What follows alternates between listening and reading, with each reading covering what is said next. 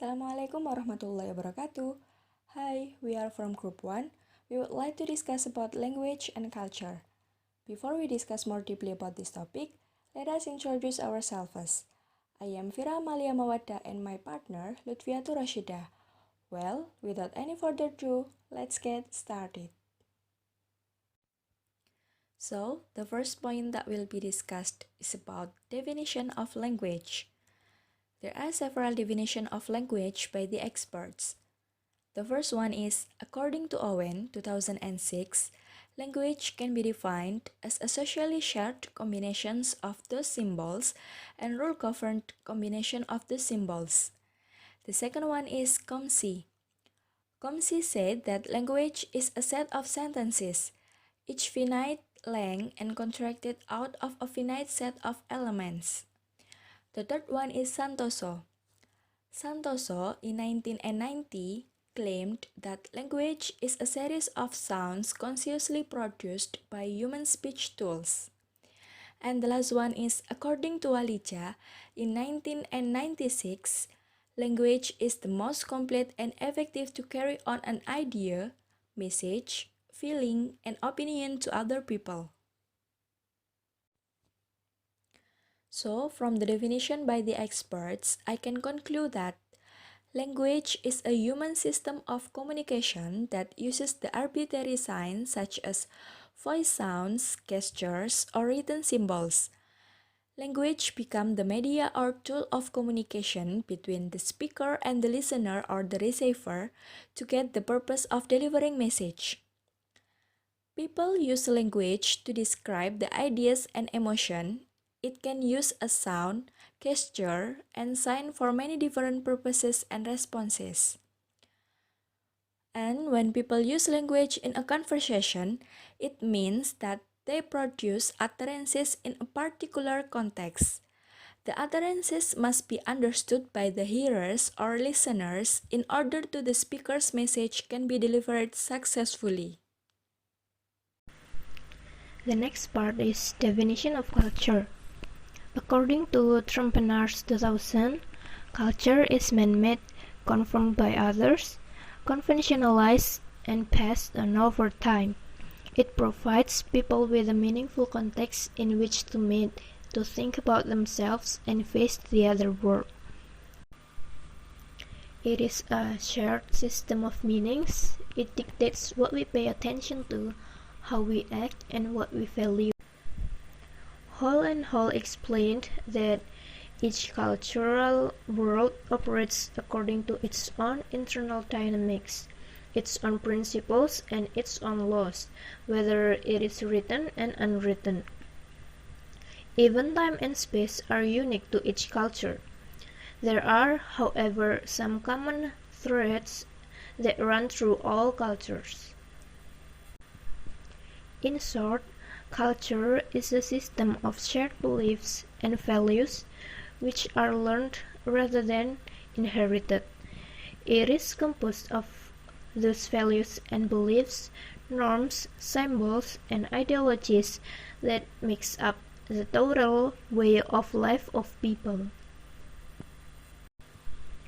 There are several types of culture.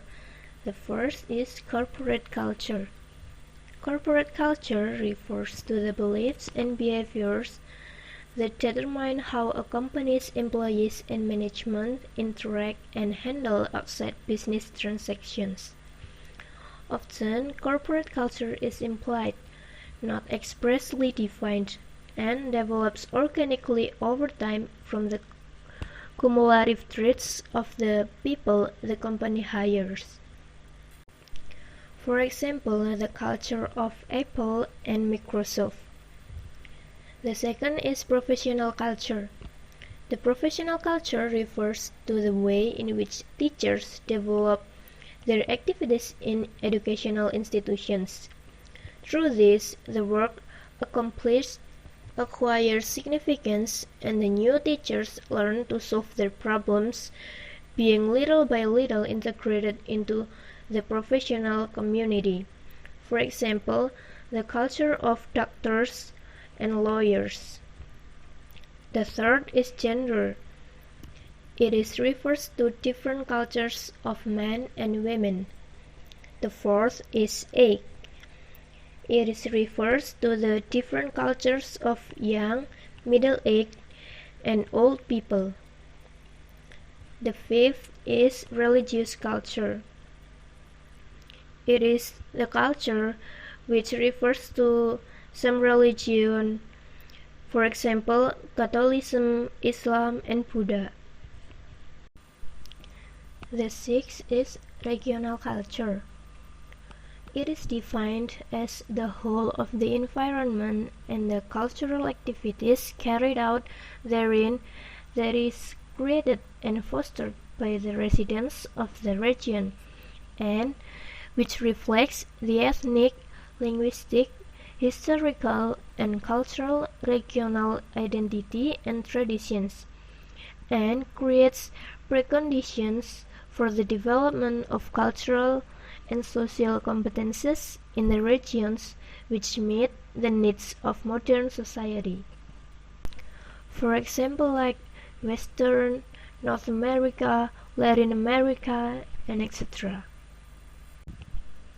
And the last is class culture. Class culture is defined as a system of beliefs, values, and behaviors that is particular to a socioeconomic group. For example, working class, middle class, and upper class. The next point is about relationship between language and culture. According to Fuller and Wardock 2014, there are several possible relationships between language and culture. One is that social structure may either influence or determine linguistic structure and or behavior. A second possibility is linguistic structure and or behavior may either influence or determine social structure or worldview. Language and culture phenomenon. Communication is always accompanied by the interpretation of the meaning contained therein. Meaning is never absolute. It's always determined by a variety of contexts, which always refers to the signs that contained in human life in which there is cultural. Because of that, language is never separated from the cultural context, and its existence was always overshadowed by the culture. Language is unique and has a very close relationship with the speaker in cultural community. Then, the analysis of a language only applies to that language alone, and it cannot be used to analyze other languages. For example, ikan in Indonesia language means that the type of animals which lives in water. Meanwhile, ikan in Banjar language called iwa. But a word iwa in Javanese means side dish such as meat, tofu, or soybean cake. Why did this happen? Because that language is a cultural product as well as container and transmitter of culture of the language communities concerned. I will give another example of language and culture phenomenon. If you are Indonesian and there is someone say to you like, "Wah, bajunya bagus sekali," and you'll be answer like, "Ah, ini baju jelek dan murah kok." You deny the compliment of the person. But it is common in Indonesia, and it is said to be humble.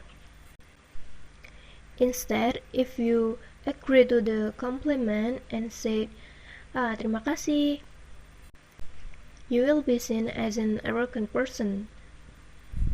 So, in Indonesia, by denying the compliment, it is said to be humble. But if you are an American and there is someone say to you, "Wow, your dress is very beautiful," and you will respond, "Thank you," you will not be considered arrogant when you accept the compliment for the person, because in American culture it is common to give and accept compliment. The next point is Worf's idea about language and culture. We can see that the way people see things is indeed reflected in their language. For example, in Indonesia, we have many words to represent rice. In our culture, rice is very important. That is why we have many words to represent each form of it. Let me describe and explain one by one. The first is padi. It is for the form of rice in the field. Then gabah for its form after being harvested. The next is beras. It is for the form before being cooked. And the last is nasi. That is for the form after being cooked. While in America, where rice isn't considered as important as in Indonesia, there is only one word for it, that is rice. According to Wardrow, says that the kinship system itself is generation and age-oriented with terms for both the parental and maternal sides. For Americans, they have uncle for their father's or mother's brother and aunt for their father's or mother's sister. Americans do not differentiate between younger or older brother or sister. For Japanese people, they have more names for their father's or mother's brother and sister. They have Pakde for their father or mother's older brother and Bude for their father or mother's sister. Pakle and Pule are used for younger ones. So, the last point about language and culture is from Suyitno. Suyitno wrote that there are many ways to express no. It is to reject or to decline an offer or request. Here are some of the ways people from various cultural backgrounds say no. The first is in Japan and Korea. People offer food and drink by using negative expressions like, "Wouldn't you like some more tea?" If the answer for this offer is no, then it means the offer is accepted. The second is in French. The answer for that kind of offer is merci, which means thanks. But in this context, merci means no thanks, which in America would be mean yes please. So that's all about language and culture from us. Thank you very much. Wassalamualaikum warahmatullahi wabarakatuh.